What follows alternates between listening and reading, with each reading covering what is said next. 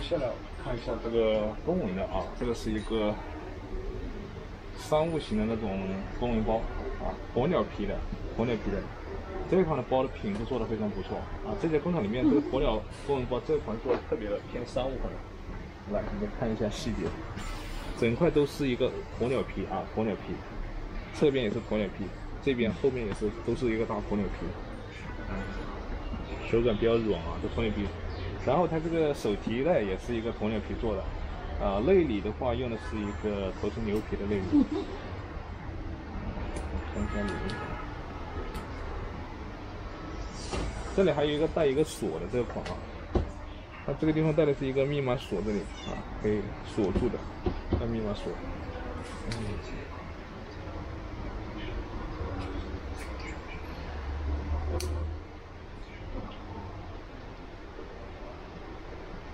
这个包包的话，可以那种穿的比较正式一点，拿这个包包比较好看一点啊，比较搭配的。看一下，鸵鸟皮的啊，鸵鸟皮的。来，我们再来看一款布皮的公文包，布皮的，全部是一个肚皮。试试啊，好像这个款式做的没有任何的多余的成分，比较那种简单大方啊，正式款式，没有做出那种花里胡哨的感觉。这里有一个肚皮的啊，喜欢的朋友截图在下方留言。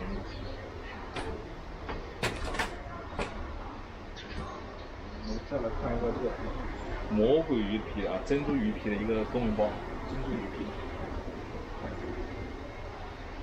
全部都是。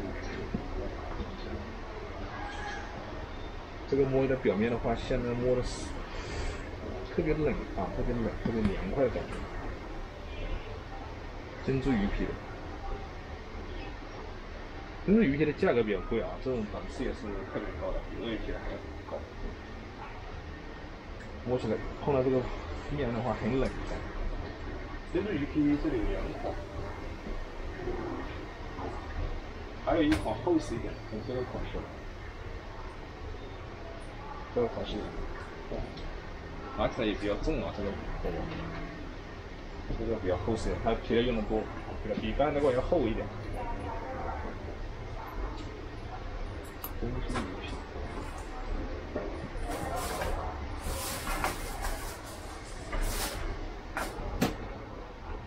这个也是带锁的啊，带锁的。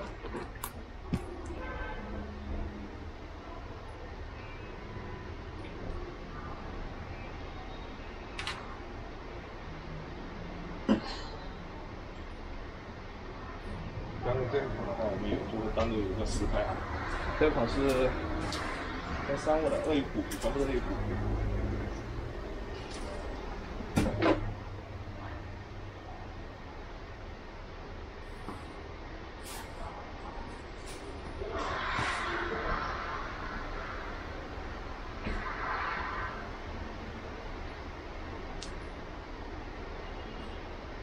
也是鳄鱼骨皮的，这个双拉链款式，鳄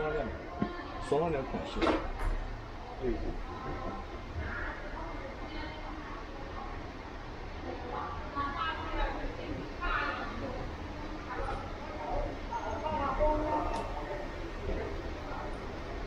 有这种款式的。递过去了就是去拿走了是吗？骨皮的，这个是骨皮，商务。好了，我们今天这些包包就看到这里，大家喜欢哪个款式，视频下方留言。好了，我们下期再见。